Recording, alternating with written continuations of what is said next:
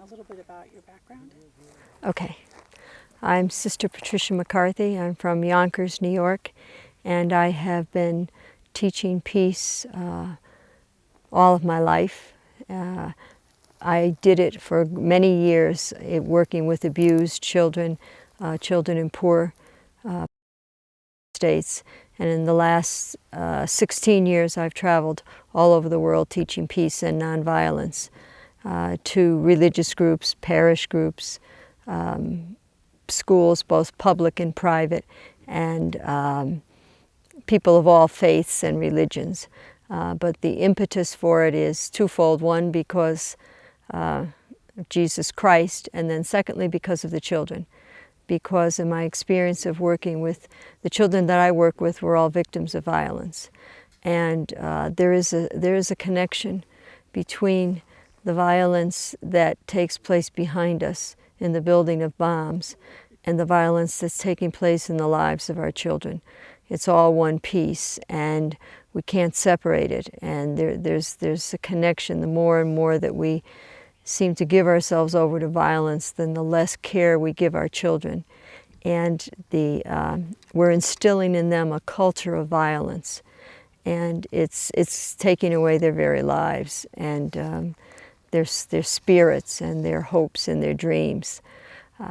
So because of that, I travel around teaching and working, and I've done protesting, and I've been arrested. And this witness out here is a witness of prayer. And so it's the protest of prayer. We get permission from the Bureau of Land Management. We rent this little piece of land every year. We follow their rules, and we accommodate whatever we have to what their requirements are. We take care of the land that we're on. And we've been doing this for 16 years. And people come from all over the world. And as you can see by the shape of our tents, we have no money. And the wind out here gets ferocious, so our tents, the bugs are bad this year. Our tents have survived more or less, some more, a few years longer than others. And so we've just, managed to scrape together a little bit of money just to get these pathetic little tents to protect us from the sun and sometimes the rain at night, but it gets very windy here. So we just come out and we spend the 24 hours in prayer and in the presence of the Blessed Sacrament, and we're Catholics. Now, not everyone that comes is Catholics, everyone is welcome, but the prayer is out of our tradition, and so we have a Mass at the beginning on the 15th, and then we stay all night in prayer and in Vigil, and we pray in the Rosary, the prayer to the Blessed Mother once an hour. This is the 60th anniversary. On the 50th, there were many, many people at the test site because it was opened at 5:29 a.m. on the detonation time. There were hundreds and hundreds of cars that went down the road, and many of them stopped off here for two reasons. We had water and we had porta-johns. And so, and many stayed and prayed. And one of them was a man from Japan who was the youngest survivor of Hiroshima. He was a baby, and he lived through it. And the large cross that you'll see over there, the first year we got that, we carried it up to the mountain. And we had it on the mountain for a year. But the Bureau of Land Management didn't want a cross on the mountain. So we took it down, and then every year after that, we carried that with all of these other small crosses. We carried them all up the mountain every year, and we prayed them, and then we brought them back down. But 4 years ago, they told us they didn't want us doing that. So we haven't, so that's why we have them around here. But the first year we carried it up, I carried it with a Japanese sister, Kyoko Shibata, and she is a survivor of Hiroshima, and she lost her mother and her grandmother in the bombing over there. And so she wanted to come. And Japanese children unite with us in prayer and in their little sacrifices and petitions. And there are schools over there that I'm connected with, and they do it every year, this union of prayer. on a regular basis, and they believe, as I do, that what they are doing has an effect on the world, and it has an effect on stopping some of the violence that is in it until we can eventually stop all the violence in the world. I really do believe that peace is possible. I don't think it's only for the idealistic people who are too naive to realize that the world doesn't work that way. I have been in war. I was bombed. People died all around me in Bosnia, Herzegovina. I was over there during that conflict. And it's just stupid. That's all it is. And, you know, I believe that Robert Oppenheimer was a genius in his chemical engineering, but I don't believe that it was his genius that built the bomb. I think it was stupidity. And you know, in the beginning I used to think that it was genius, but I don't think so. I think it was the utmost stupidity to waste all of that time and talent and money on a weapon that would do nothing but destroy people and destroy countless of people in just the production and the testing. More Americans have died from nuclear weapons than died in Hiroshima and Nagasaki. The statistics are all there. You get them from our government itself. And you know, this land that we're on was once held by 102 ranchers. And that land was taken from them by the United States government in 1943. And they were told it would be given back to them at the end of the war. And they never received it. And they were paid a paltry sum of money. All of these people are deceased now, but I interviewed them 15 years ago, and there were some still alive. And Mary McDonald was telling me about her ranch, and she had hundreds and hundreds of heads of cattle. She had 70 horses. She had one stud horse alone that was worth $10,000.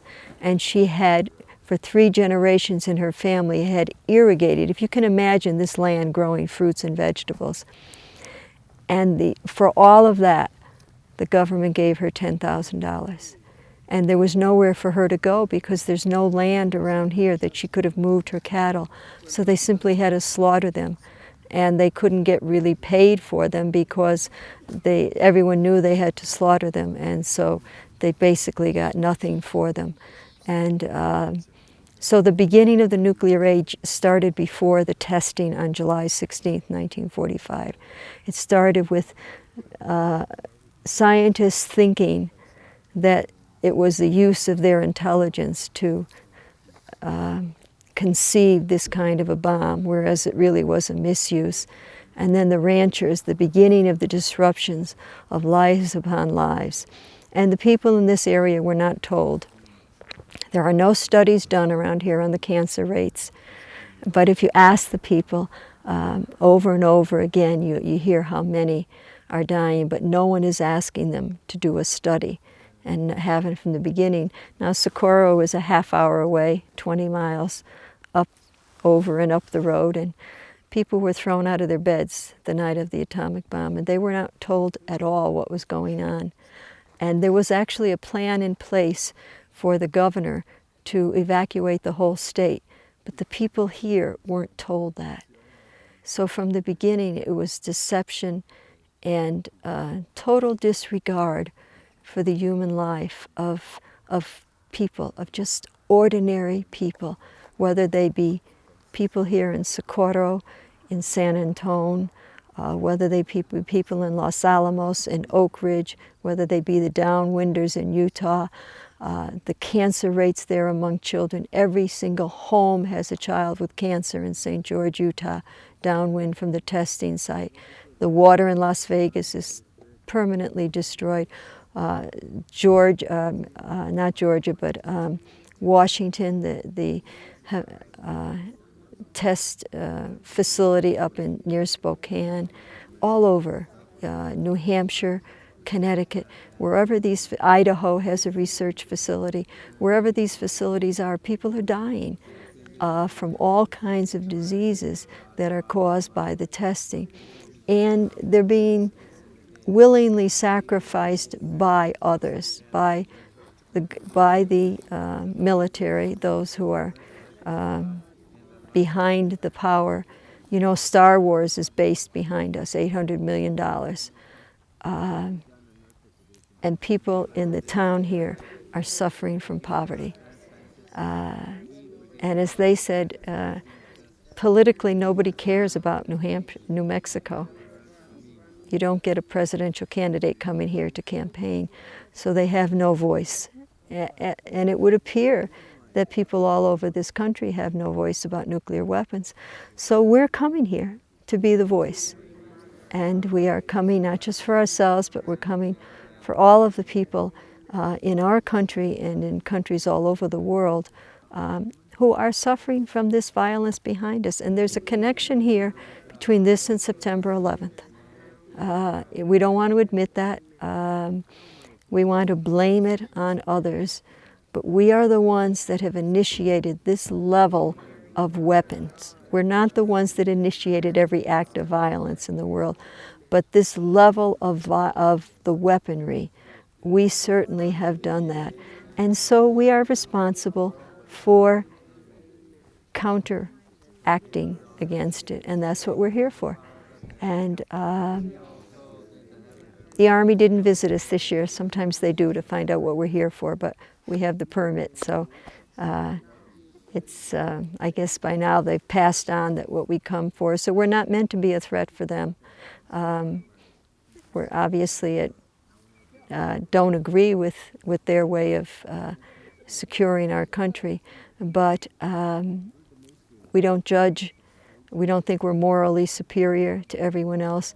We're here simply because we believe that we have to make a stand against these weapons of mass destruction that are definitely here. And they're here with our taxpayers' money, and they're here at the expense of all other programs. And beyond the programs, they're here at the expense of the very moral fiber of who we are. And so we come every year for this reason.